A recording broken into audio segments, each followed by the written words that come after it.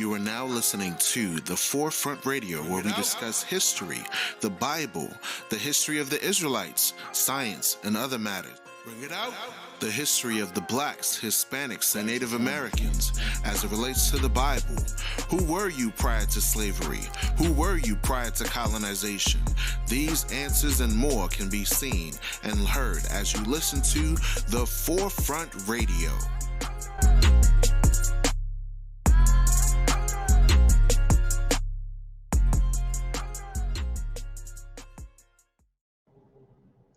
Hey guys, and welcome to another episode of Woke by Accident podcast. Today we have a special guest, A.F.L. Levi from the Forefront Radio. We are going to have a book discussion on the book titled Post-Traumatic Slave Syndrome. Justice for you and me! Justice for Mike Brown! No peace! After the death that shook the entire country, I decided to step up as a community activist and create a global podcast, Woke by Accident. Here, I amplify compelling news stories and matters impacting African Americans and their communities. My goal is to give a voice to the voiceless and have the difficult conversations needed to advance relations and matters of race. Tune in to Woke by Accident podcast. I am your host, Jen, and it is streaming on all of your favorite streaming platforms, as well as our website, www.wokebyaccident.net. Thank you for listening and take care.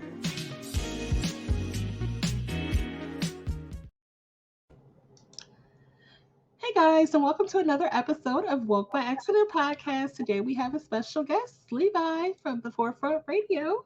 Welcome, Levi. Shalom, peace and blessings. Thank you for having me on the show as usual. A pleasure to be here with you. Definitely. Good to have Levi to join me in a book discussion episode. I will be talking about Post-Traumatic Slave Syndrome by Dr. Joy Degruy. So, let's see. So we'll start with a definition of post-traumatic slave syndrome. So this term was coined by the internationally renowned researcher, Dr. Joy Degruy, and this is to describe the multi-generational trauma and injustices experienced by African Americans. And this syndrome covers everything from the dawn of slavery to the recent deaths of Black citizens at the hand of police. So many different ways that this syndrome shows up, actually. And it's come up in a lot of recent conversations. And so I wanted to dig into this. And I know that Levi had this book and we've had a conversation about it before. So I figured that would be a good person to partake. So I appreciate you being game to discuss the book with us for the viewers today. And let's see. So, post-traumatic slave syndrome is clearly a take on post-traumatic stress disorder. And some of these characteristics include avoiding certain places, people, or activities that may remind an individual of trauma or an experience, difficulty concentrating, feeling jumpy, or being easily angered, appearing emotionally numb, which is also called vacant esteem. And this includes feelings of hopelessness, depression, and a general self-destructive outlook. I have an example, but I want to kind of park it there and go back to Levi to talk about that vacant esteem and those different characteristics of the post-traumatic slave syndrome, which pulls from post-traumatic stress disorder. This is a phenomenal book. When you read it and you look at it with spiritual eyes, you can correlate it with many things impacting our people. Post-traumatic slave syndrome, for those that are not familiar with it, it is definitely a book by Dr. Joy Degruy, and it kind of plays on the term PTSS that many people are already familiar with, or PTSD, which is post-traumatic stress disorder. where you have an extreme event that occurs that impacts the person for the rest of their lives. And this can be from just one event that transpired. The difference, though, with so called African Americans, African diaspora, and African Latino is that we as a nation of people, as a collective, have stressors and trauma that have occurred over a long extended period of time. So this impacts us mentally, this impacts us physically, it even impacts us spiritually. I want to read something on the back of the book that kind of touches on it.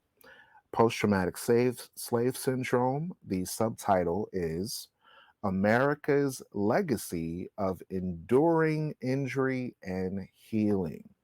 It says on the back of the book, in the 16th century, the beginning of African enslavement in the Americas until the ratification of the 13th Amendment and emancipation in 1865, quote, Africans were hunted like animals, captured, sold, tortured, and I don't know if you can use that word on YouTube nowadays, graped. Let's put it like that. There you go.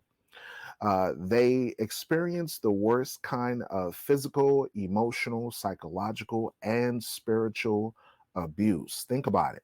Not only were we impacted physically, emotionally, in the psyche, psychology that's going into your mind, and also spiritual.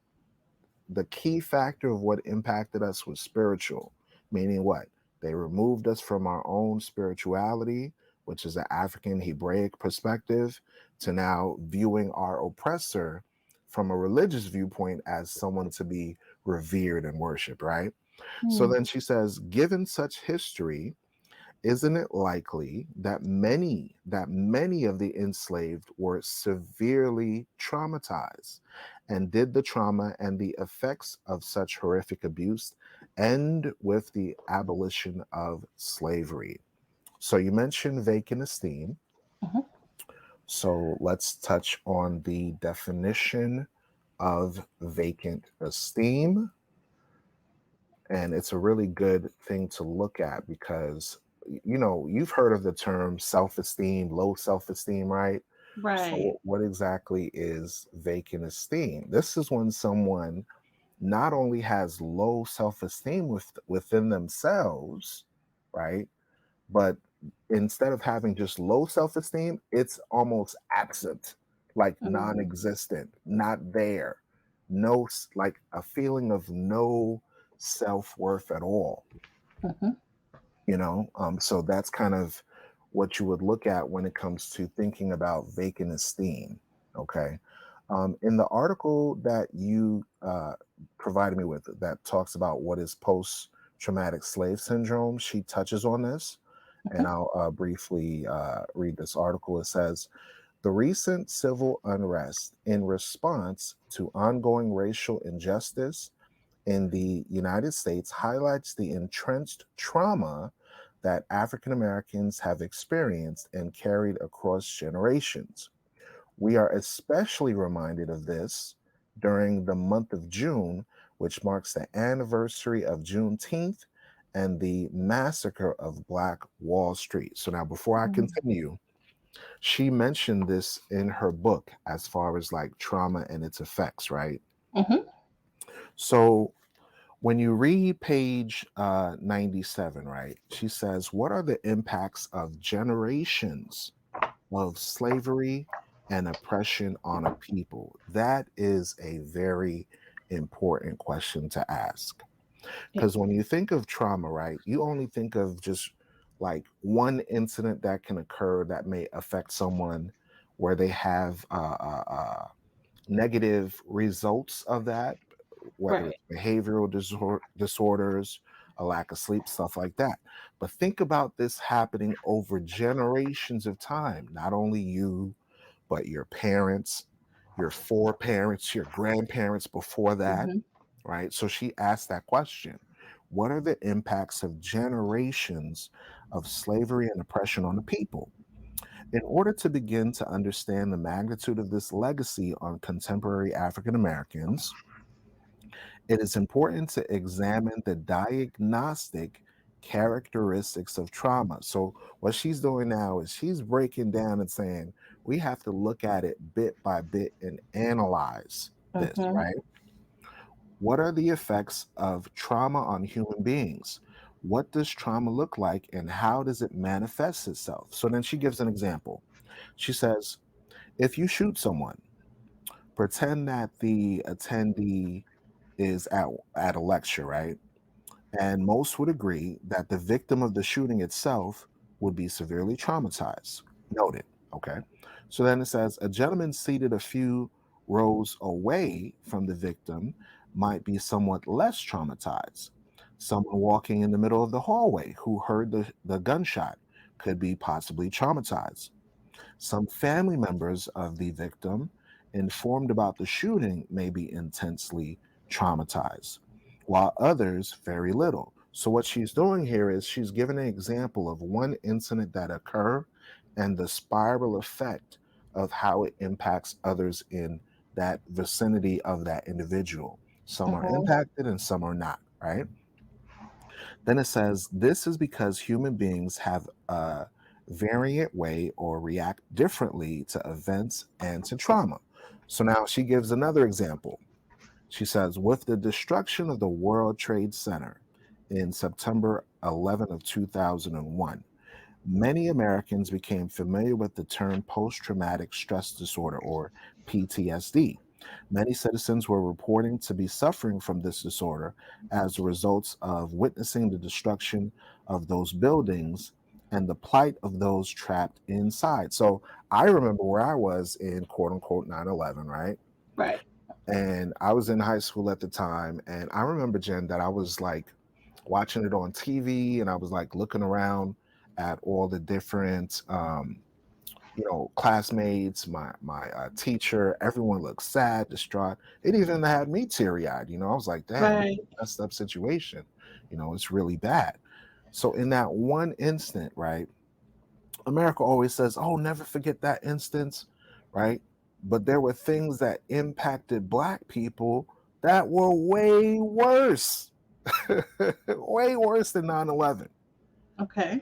So she gives that example of 9/11 so we could collectively look at a period of time where people were impacted by trauma. So now consider this. Going back to the article now. It says the massacre of Black Wall Street. So now this, Jen, is the first of many recorded in history of domestic terrorism happening to the citizens of the United States, right? It Yes. says the massacre of Black Wall Street was another historic event that caused enduring damage, both economically and psychologically. For the African American community, it remains one of the deadliest recorded acts of racial aggression in U.S. history. And believe it or not, many Americans don't even know about this. They Right. don't It's not even really know about taught in school. Right. Mm-hmm. It's not taught in schools. If you didn't have a YouTube or someone that was familiar with the story to share it with you, you wouldn't know that the United States actually created of themselves an act of domestic terrorism against its own citizens. So on June 1st of 1921, white residents of Tulsa, Oklahoma, ignited 2 days of unparalleled racial violence against the town's prosperous African American community. Following this accusation that allegedly a Black man attempted to get with a white woman. Come on now. Come on now. Mm-hmm. Flabby Patty, Mm-hmm. Krabby Patty. Come on now. This is the same excuse that they utilize to destroy hundreds of thousands of people's lives. So the entire community was set on fire, leading to 300 deaths and 800 injuries, and thousands left homeless. Okay, so now I have a Bible verse real quick that I want to read. So consider that everything that we go through, there's, of course, a spiritual effect about it, right? I talked before on previous episodes about like generational curses and how that impacts us as a nation of people and how we could break these generational curses.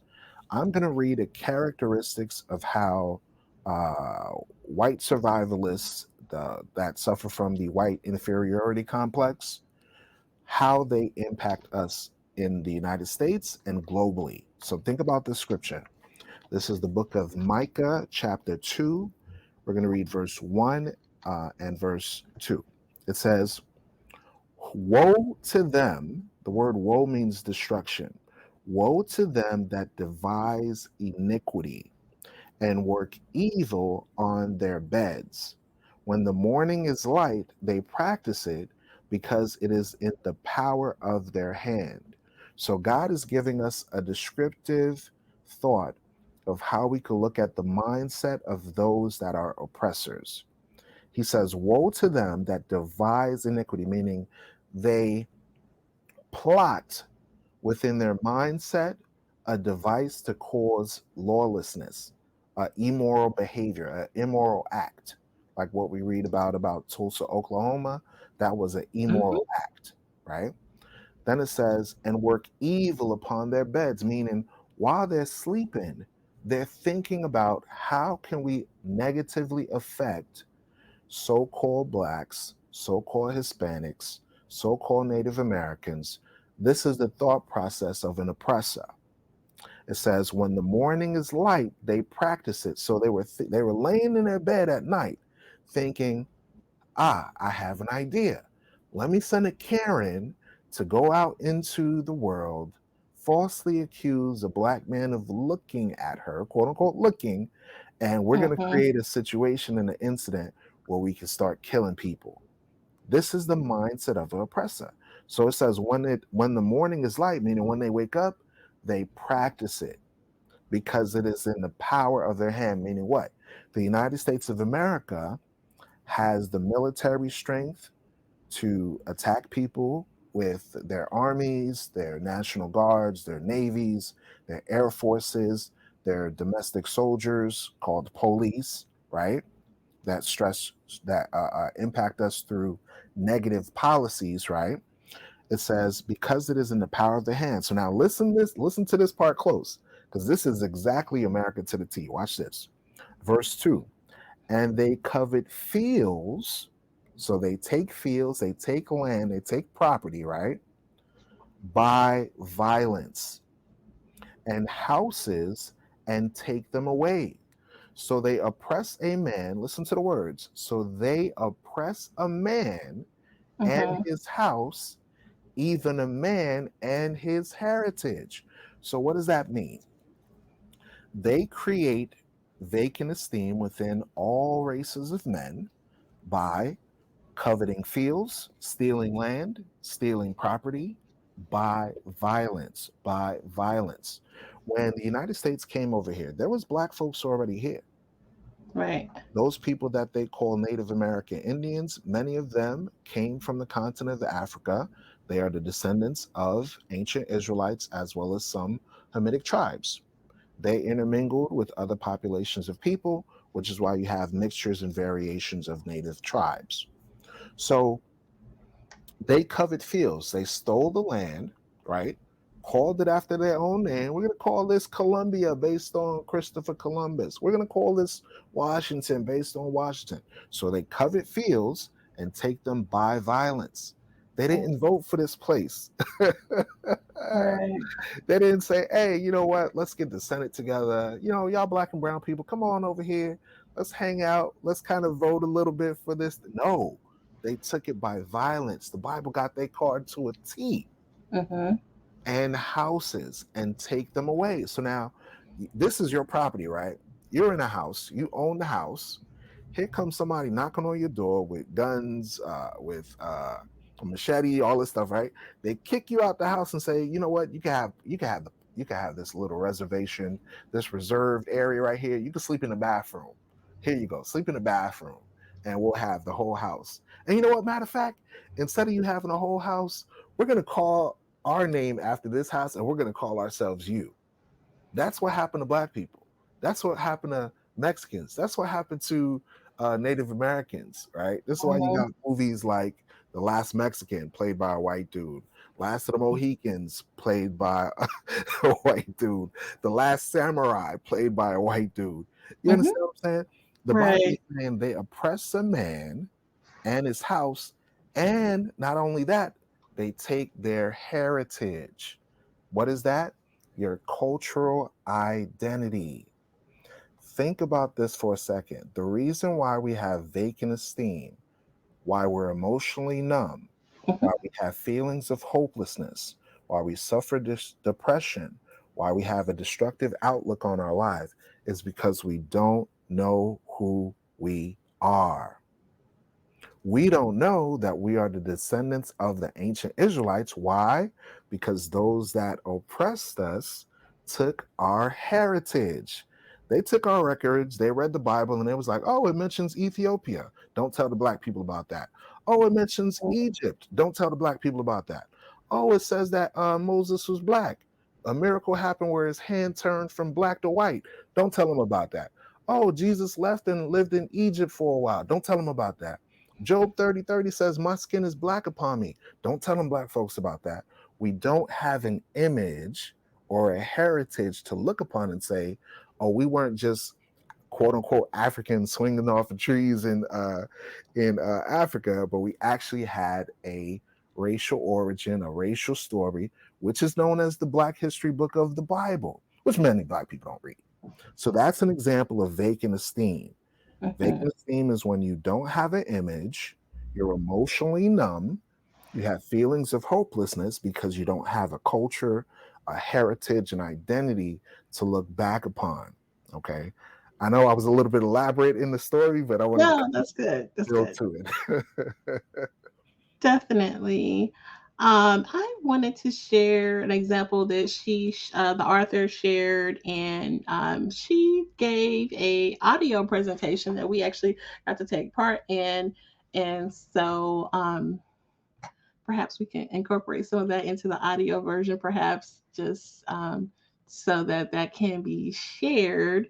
But there was an example that I wanted to share. So the author gives a comparison of a white mother and a black mother discussing their sons with one another. The white mother brags on her son, compares him to his father, and basically displaying that she's very proud of her son. Okay, this is a white mother um, expressing these particular feelings to the other black mother. The black mother, while also proud of her son, um, highlights his faults in the conversation. So, for example, she says that he's a handful or he's a mess at home. So, the deeper meaning of this explanation is that the Black mother is diminishing the value of her child to the white mother in an effect or an effort of protecting them, similar to what a mother would have done during slavery. Okay. And then back then, if whites thought a slave had a defect or would be a problem, they may be less likely to separate them for the family. And so, in the Black person's mind, they're thinking they're protecting their child, while really they're kind of invoking these feelings of inadequacy, by doing this. And so this is another example of how the post traumatic slave syndrome um, shows up. Another one is an example of the white mother and the black mother in their interactions with their children in public. So she talks about the white children are allowed to explore around in the store with their parent nearby, but not necessarily right at their side. But the black mother will insist that the children be right at their side, not roam around. And the deeper explanation is that the children can safely run around um, and play, but the black children cannot, because it's not okay for you to do that. It's teaching black children that this world does not belong to you, it belongs to whites. they can explore. They are the ones that can venture out. And I mean, take that what you will, but I mean, it's related. It really is. So I thought that was an interesting example of the interactions that we have. Um, and I know I have my own examples from growing up, and I can see where, maybe my parents or aunts or something may have been affected by that just based on the experiences that they had coming up during Jim Crow era and, segregation and things like that, because it's kind of like a protection mode, even though it may hurt feelings and things like that, but they were like in survival mode. You know what I mean? What do you think about that?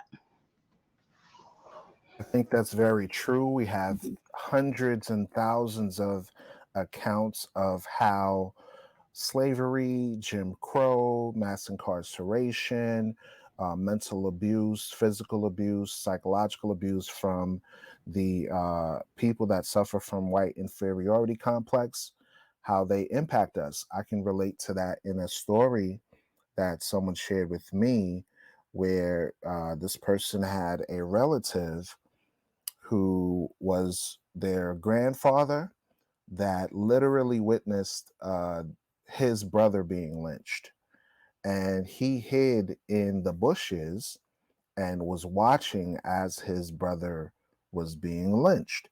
And he knew as he was looking at his brother's body being used and abused by individuals that if he left from that area where he was hiding, that he would lose his life as well.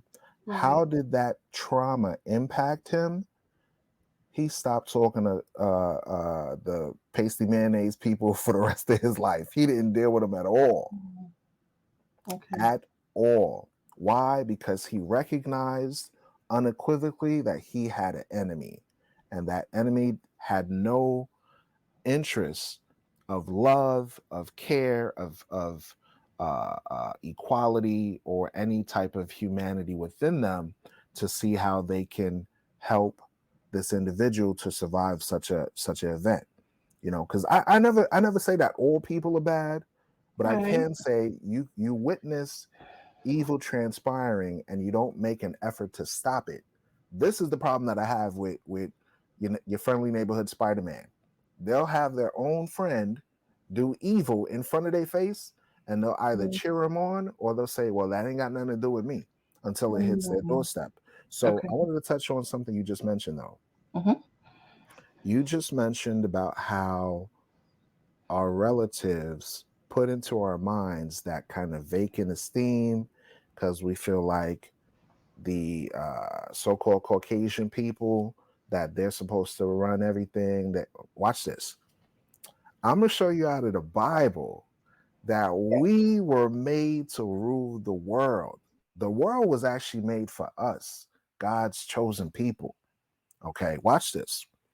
In Second Esdras chapter, this is kind of one of the solutions, but I'm not even going to mention it as a solution. I'm going to mention it as just like something to look at to help alleviate that kind of mindset of, oh, everything's supposed to belong to other nations instead of us. Watch this. Second Ezra chapter 6, verse 54, it says, "And after these Adam also, whom thou madest Lord of all thy creatures, of him come we all, and the people also whom thou hast chosen." So everybody will say, yeah, everybody comes from Adam and Eve. This is where we get all the nations of earth. But then it says, and the people also whom thou hast chosen. So when you read the Bible, you find out in Isaiah 44, verse 1, that the people that were chosen by the Most High God are the people that were called the so called Israelites. Isaiah 44, verse 1, it says, "Yet now hear, O Jacob, my servant, and Israel, whom I have chosen." So God Himself said, hey, these blacks, Hispanics, Native Americans that you think don't have a culture, they're actually God's chosen people. And I chose them specifically to be the best nation above all nations that's on the earth. We're the best at singing. We're the best at dancing. We're the best at sports. We're the best at science and technology. If they remove the shackles of preventing us of getting into various sectors, we would rule the entire planet. Watch this. Going back to Second Ezra chapter 6. And this is amazing because you could correlate all of this stuff that we're talking about with the Bible. Watch this. Verse 55, it says, all this have I spoken before thee, O Lord, because thou madest the world for our sakes. Wait a minute, wait a minute. In the Bible, God himself says he made the world for you. He made the world for us. He didn't make it for those that create wickedness, that create acts of xenophobia, acts of ethnic cleansing. No, he made the world for our sake. So now watch this. As for the other people, which also come from Adam, right? Because there's more people that's on the planet. As for the other people, listen close. Thou hast said that they are nothing. Hold on, wait a minute. But be like unto spittle. So he said, not only are they nothing, right?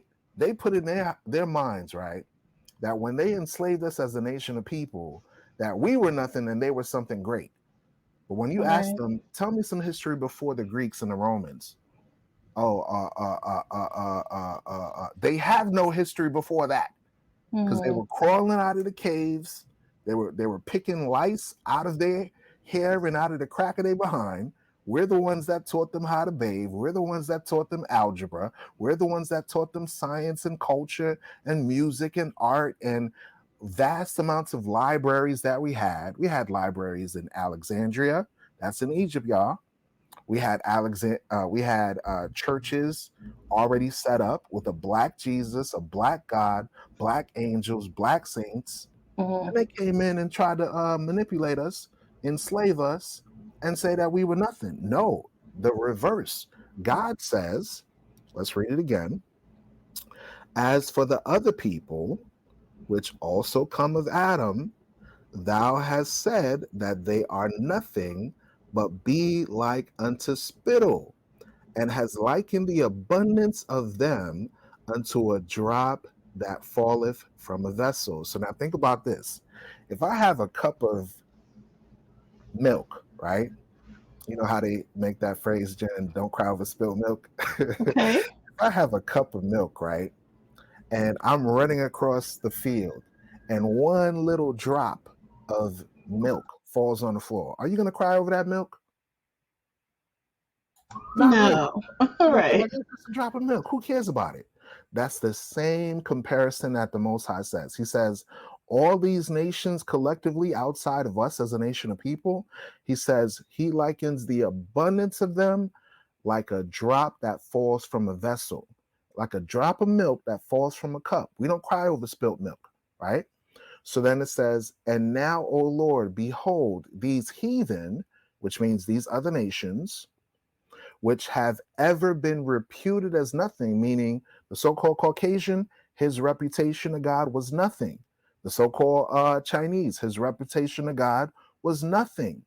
These other nations, in the eyes of God, they're like a drop in a vessel, right?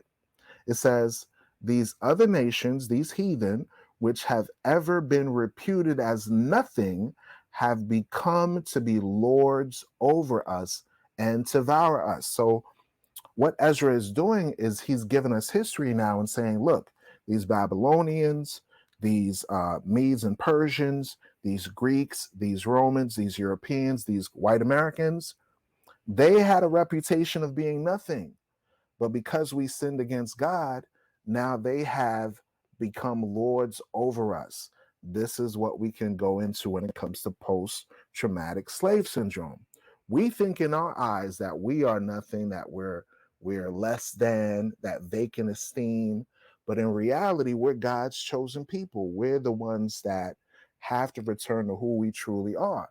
To remove that white inferiority slash superiority thing that's going on in the earth, that's non-existent.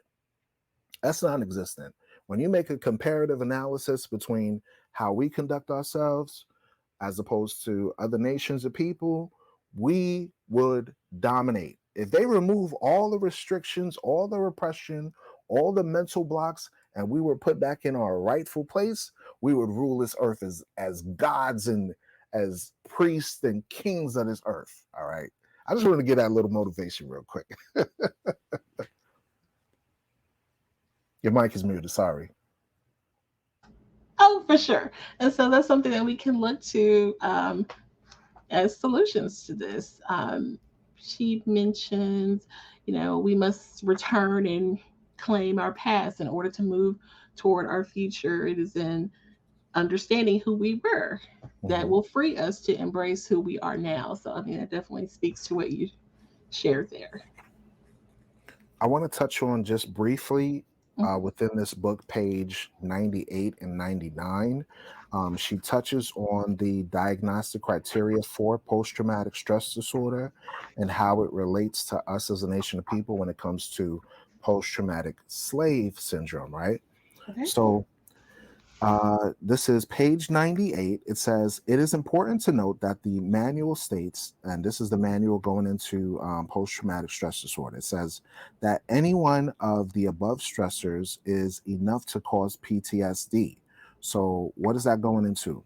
That's going into people that are exposed to death, people that are threatened with death, people that actually or are threatened with serious injury, people that are affected by sexual violence. Mhm. And this includes number one, either direct exposure, witnessing in person, or indirect exposure. Repeated or extreme indirect exposure or adversive details of the event, usually through professional duties such as first responders, collecting body parts, professional repeated exposure to child abuse, stuff like that, right? Right. Viewing these things indirectly through electronic media, television, movies, pictures, etc. Think about all the time when a black person is shot by the cops, right? They will go out of their way to show that child, that person, that human being, that adult impacted. Remember what happened to Mike Brown? Yeah. Where he got shot and they left his body on the street for 4 hours. That Yes. right there is an example of the direct stressors. So imagine you're a 17-year-old kid, right? And you hear a story about Mike Brown, young man minding his own business, gets somehow involved with some situation and they shoot him.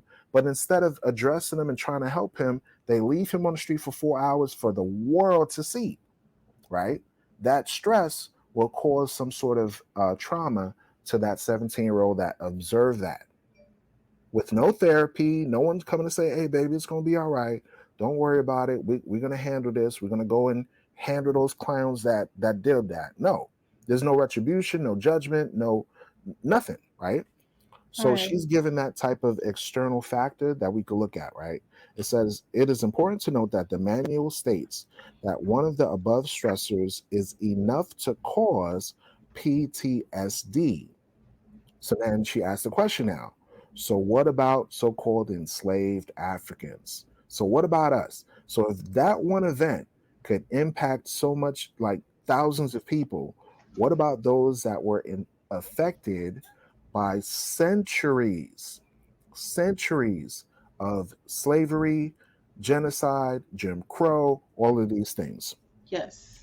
Many did not experience directly one of those stressors, meaning we weren't directly on slave ships, we weren't directly the ones with chains on our neck, but we have a social memory that we could go back to look at and say, hey, one of our I could look at a relative and say, yes, I know that my relatives were impacted in the Haitian Revolution, my relatives were enslaved by the French. I could go back and look at that. You could look at for your situation who enslaved your ancestors by your same last name, right? So it says so what about enslaved Africans? Many did not experience just one of the above stressors, rather, many experienced all of them. So not only did we have direct exposure to the event, we have witnesses, we have relatives right now that are witnesses to these various events that happen to us. that's seen Jim Crow, that's seen the civil rights era, that's seen, people getting dogs sicked on them and all of that stuff. Right? We've seen those things, and we have living relatives right now, whether aunts, uncles, moms, cousins, nephews, nieces, uncles, whatever, that have experienced these things over and over again. So then she says, taking into consideration the fact that those brought to the Americas from Africa were exposed to a lifetime of traumas, even given the fact that not everyone is traumatized by the traumatic events, anyone with limited astuteness, meaning if you got common sense, could surmise that a considerable number of African slaves are likely to have suffered from PTSD. Mm-hmm. In present day, those who are diagnosed with PTSD exhibit symptoms that may require clinical treatment, inclusive of drug therapy. Some of the symptoms of PTSD include, so now we're going to read some of the symptoms of PTSD. Ask yourself a question as a listener. Do you or anyone you know of suffers from any of these symptoms? Watch this. Recurrent or involuntary or intrusive memories. Have you remembered a memory within your current lifetime where you were impacted by racism and white inferiority complex? I can give you an example of a memory within myself.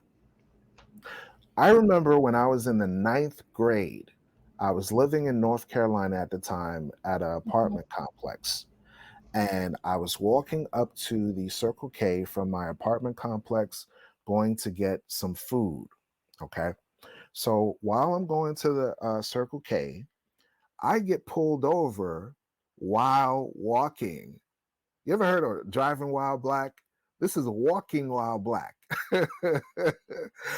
A 14-year-old kid walking down the street to go get some snacks. I probably got like maybe $5 in my pocket, right? So I get pulled over while walking. Police officer says to me immediately, "Hey, we heard that there's a robbery in the area, so we're checking. Hey, what's going on?" He didn't say, "Hey, young man, how you doing? Are you doing okay? Are you safe? What you up to?" It was no type of conversation of anything requiring my safety. He literally was like, "Here's a Negro. A robbery happened. Let's find out if he's involved." Right. That's traumatic for a 14-year-old child. It is. I'm automatically accused without me doing anything, right? So he's like, "Oh, we hear there's a robbery in the area, so we want to know what's going on." I immediately pulled the age card. I said, "Look, man, I'm a minor. I'm 14 years old. Any question that you have for me, you can ask my mother." And they were like, "Oh, we got a smart one here." So then I told him, I said, "Hey, do you see me with a TV on my back?" "Oh, we got a smart Negro here." I hear him muttering in his breath to his partner, "We got a smart one over here." So Mm. then they finally realize, this kid, he's just a kid. He's going to the store, whatever. So they drive out about their business.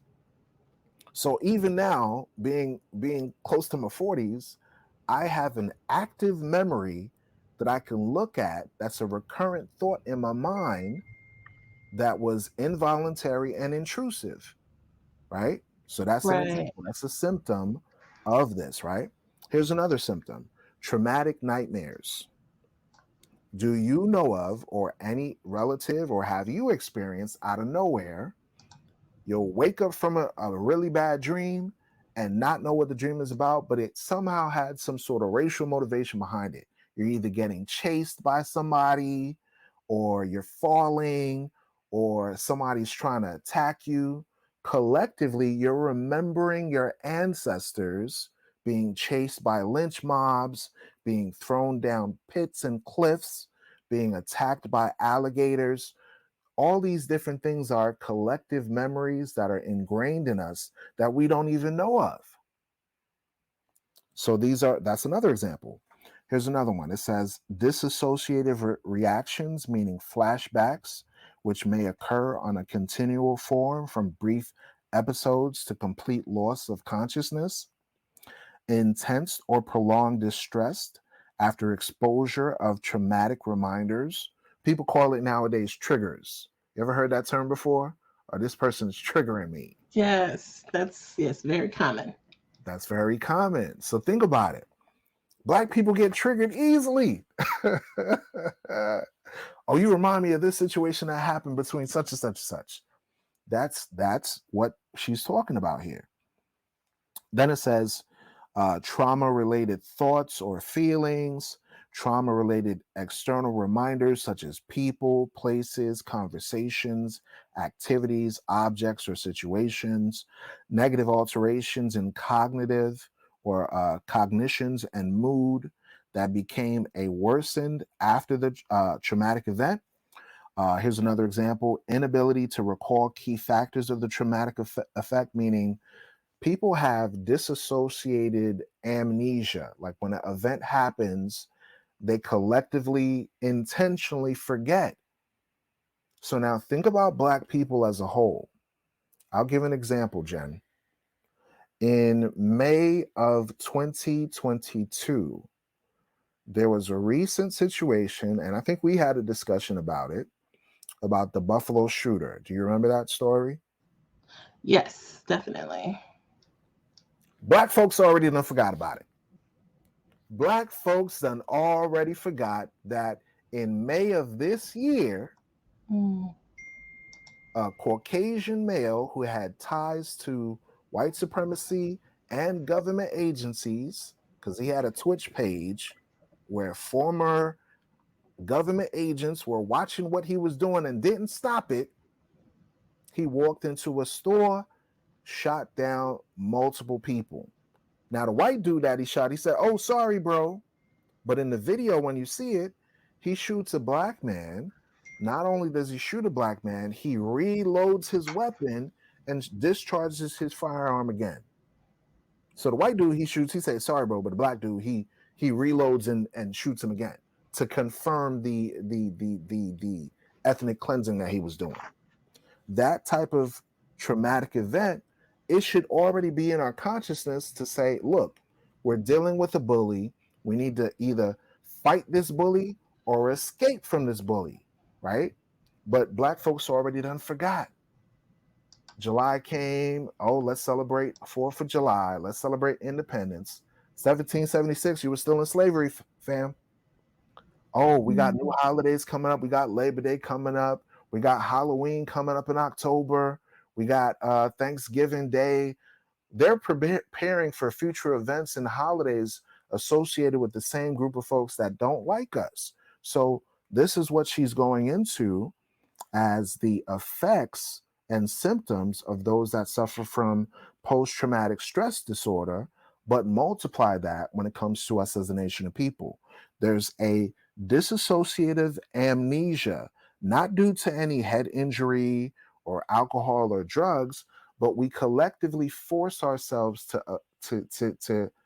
forget events happening to us so that way we could push back the trauma, push back the hurt, and keep pushing. We have this kind of, I got to survive, I got to keep pushing, I can't let this bring me down, which is good to a certain extent, but also bad in the sense of you're not directly dealing with the issue at hand.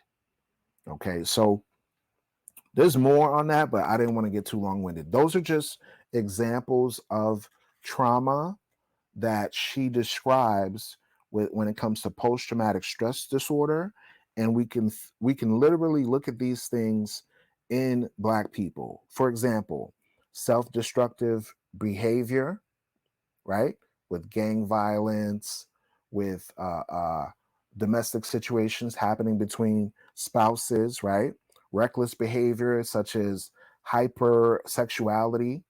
Look at the entertainment industry, right? They push hypersexuality, they push extreme violence, gang lifestyle, and people think that's part of our culture. No. Prior to rap music, we had lawyers, doctors, musicians, artisans that were pushing culture and art, jazz, R&B, country, Mhm. rock music. All these different things that are prominent in America came from Black people. Not to mention all the vast amounts of inventions that we've created. Our culture is not destructive behavior.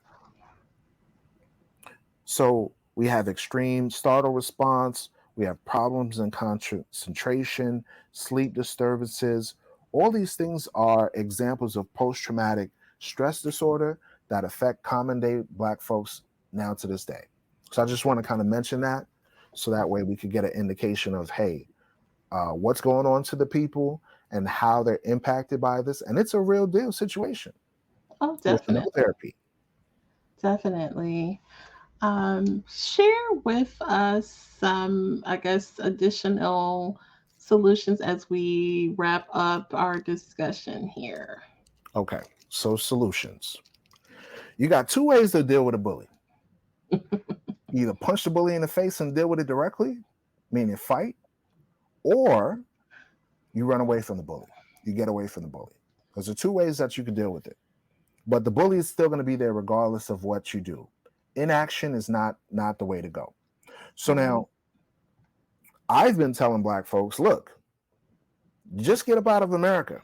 There are vast other countries that are out here. There are many Black people that are expatriating to other places. There are Mhm. many Black people that are traveling, that are visiting places like the Caribbean islands. Believe it or not, there were more Black people that were enslaved in Latin America and other areas of the world as opposed to the United States of America. There's Black people everywhere. So That's you true. don't have to stay in a place where someone is actively, physically, mentally abusing you openly. You don't got to stay here. Oh, you trying to tell me to leave America? Yes, leave. For what? You have no reason to stay. You listen. There's so many ways to make money. You can make money online. You can make money through business ventures. You can do entrepreneurship. You have to reach out to the Black diaspora in different areas and make moves. I just saw a video where this African American dude, I'm not going to give his Mhm. full name, but his last name is Muhammad or something like that. He set up a business in Haiti. I Mhm. think I'll give his name. His name is Tariq Muhammad. He I saw a video with him on YouTube where he has a business called Buzz, where he created a call center and he outsourced the call center in places like Haiti, in places like Jamaica, in places like the Philippines. So he's he's doing something, creating generational wealth for himself and helping the people of the land. Mhm. And that's a solution of what we can do to get ourselves out of the mindset. There's some people that have not even traveled outside of their state or their region, let alone outside of the country. We got to stop pigeonholing ourselves to think that the United States of America is the best place on the planet. Look at Jackson, Mississippi. In Oh Jackson, man. Mississippi, right now, folks is pouring water down the sink, and the water look like doodle juice. The water looks Yeah. like straight doodle coming out of the faucet. It's brown and green and all of this in a quote unquote first world country. Okay. In a first world country now, in the greatest nation, make America great again. In the greatest nation on the earth, you got doodle water. Come on now. But then the same president that's running the place will call other places ish hole country, right? You can't Right. make this up. You can't make this up. You call other nations a ish hole country, but doodle water coming out of your own pipes. Get out of here. So solutions, the Bible tells us what to do. In the book of Zephaniah, chapter 2, verse 1, it says this. Watch this. It says, gather yourselves together, yea, gather together, O nation not desired. We as a nation of people have to understand the importance of unity. We can't separate ourselves and say, oh, I'm FBA, oh, I'm ADOS, oh, I'm African immigrant, oh, I'm Afro Caribbean, oh, I'm Haitian, I'm Jamaican, I'm Puerto Rican. No, we all Black folks. We all the same. We have a collective history, a collective unity that we can look to say, hey, I can relate to you in this point. Let's work together. Put away religious differences, put away political differences, put away all these ideologies that we learned in America and work as a collective, as the only I think the only way we can unite is if our mind is changed, our religious perspective, where we stop viewing these individuals that abuse us as God. Mhm. Jesus Christ is a black man, y'all. I'm gonna keep it 100 with you. When you have that thought process that you're the son of God, that Jesus looks like you, that God looks like you, you're not gonna see yourself as a quote unquote Negro. You're gonna say, I'm not a Negro, I'm God's chosen people. That's gonna stop black on black crime. That's going to stop women trying to bleach their hair and blonde their eyes. That's going to stop people go in places like Ghana, Nigeria, Jamaica, where they're getting bleaching creams. These are all solutions. Your image has to be restored. Your mind has to be restored. So once you remove European domination out of your brain, you're going to realize that this Bible is talking about you. You're going to start doing what? Returning back to the ways of your ancestors, keeping the commandments of God, holding yourself up as royalty.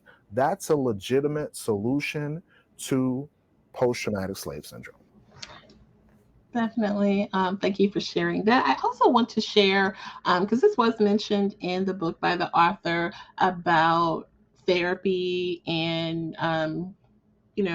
as a way of people who need to seek medical or mental health assistance, because this mental health is a real thing, and a lot of people do need to you know take care of their mental health with therapy and things like that. And she mentions that a lot of African Americans are often suspicious and leery of the care that they'll receive. And part of the reason why they have that suspicion is because the way we have been treated in the past, which is another pull to that post-traumatic slave syndrome, because black people have been used as test subjects. We can go on and on about that. What exactly? I I got know a you. brother I talked to about that, Jen. Mhm. He was like, man, I tried therapy. I said, what did you do? He said, man, I sat on the white man dirty couch. I talked about my problems, and then he gave me a pill.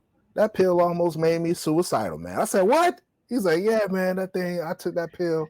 That medication ain't do nothing for me. It made me numb. It made me dull. Listen, I'm going to tell you the therapy. I'm going to tell you the real deal therapy.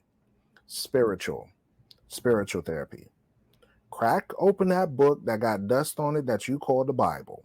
It's a Black history book. Read the book throughout. Seek the Most High. I know a guy specifically who had 3 days of insanity, hallucinations, suicide ideation. This dude was messed up, couldn't eat, couldn't sleep for 3 days. I mean, we don't want to put that He out was there as the only representation of therapy. So, no I mean, worries. I just want to give you just an anecdotal no, I hear situation to you. kind of help. Yeah, it's some people So really struggling out there, and therapy has saved their life. So I definitely don't want to I agree. diminish I agree. diminish therapy. I'm just giving an anecdotal situation of a person that I encountered in Okay, regards to therapy. I'm not saying that therapy is bad. No. You right. have to start on self-actualization. You have to seek help in some way, shape, or form. I'm not negating that. I'm just giving an Mhm. anecdotal situation of what a brother that I witnessed myself, how he alleviated the insanity that he was suffering from. So Mm. this young man was having hallucinations. He was having different thought processes that were negative, of course. And he sat down and he read the Bible straight through, the Old Testament from Genesis to I think like the book of Haggai or something like that. And his symptoms dissipated over that 3 to 4 week time period of him reading, and he was doing journaling as well. That's part of therapy of what they tell you, write down your problems. So what he was doing was reading the Bible, he was journaling, he was kind of having that prayer meditation moment, quieting his spirit, and that helped him. So I want to kind of give that in conjunction to therapy, what people could do, because it's a spiritual thing as Mhm. well as a psychological thing. That's the point I was making with that. Okay, I appreciate that. Definitely. Yeah, there are definitely many resources, everyone, if you need, to reach out for that type of assistance. So I definitely want to share that point. Please tell us. Such a hearty discussion and so many points, but I think we covered the majority. Guys, we definitely recommend you picking up the book. I got mine on Amazon, and it's actually published back in 2005. But even being that old, it just really has really fresh information that you really can just relate to what's going on right now, looking at the news, reading the newspapers. So, yeah, I definitely recommend getting the book as we are in book discussion mode and concluding. Any, I guess, last thoughts on the book, and then you can let us know how people can find your podcast. Last thoughts on the book. It is a very insightful book to read on the symptoms of what we face as a nation of people. And a lot of times we don't like to take a critical look at our life experience and find ways to positively impact us and create substantial change. So I would definitely recommend this book to those that are critical thinkers in many different circles to just look at it and come up with solutions on how we could better ourselves. So I'm Levi.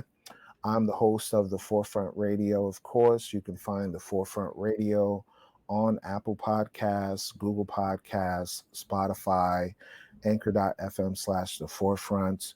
I have a YouTube page. Just type the Forefront Radio 1 and you'll be able to find the YouTube page.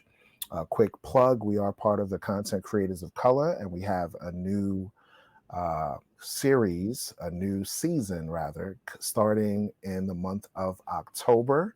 So please join us on Content Creators of Color, hashtag C4 Challenge, where we have many different people from our community coming up with various stories. I have a series that I'm working on right now that's going to drop on there called Legacy of the Wicked. Man, oh man, y'all got to listen to that thing. Y'all gotta listen to that thing, because when you hear it, you're gonna be like, that's true, that's true, that's true. Oh man, hitting the nail on the head. All right, so it's an exciting series that I'm still currently working on, but I already started sprinkling out a couple of episodes here and there, and the full series is going to be on the Content Creators of Color for the month of October. And if you want to hit me up on social media, Instagram is the Forefront Express. On Facebook, it's the Forefront Media, and my email address is the Forefront, the 4 without the E, the 4 FOR front blackmedia at gmail.com. Appreciate the love, Jen, as always. Definitely. And we'll have those links posted, guys. We appreciate you so much for tuning in and listening. Please take care.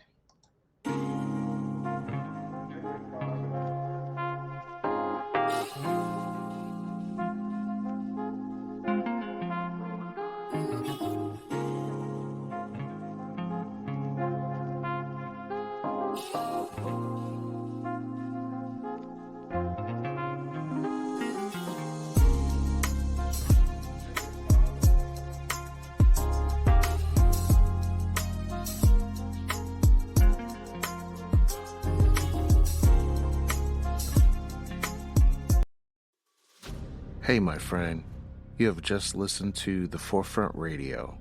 Please leave your comment and input about the show, what you like about the show, as well as any general feedback on ways to improve. We need your help to acquire new equipment to implement studio quality video and audio to our friends. Contribute as little as $4.99. It's only worth a cup of coffee. Then we can produce documentaries, more episodes, and great info for the Diaspora. Go to Cash App and enter APHIELLEVI to donate to the Forefront Radio to cover our advertising costs and reach more people.